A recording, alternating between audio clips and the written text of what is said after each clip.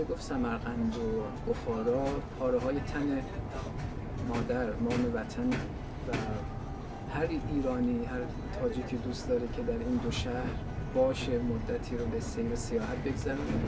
اینا شناسنامه‌های ما، گذشته ما.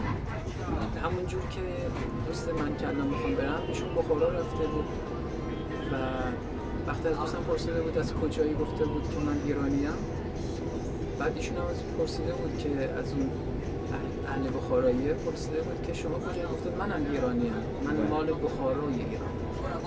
و این لذت این جمله به اندازه خوندن چندین کتاب تاریخ اصالتی حفظ شده خوشبختانه.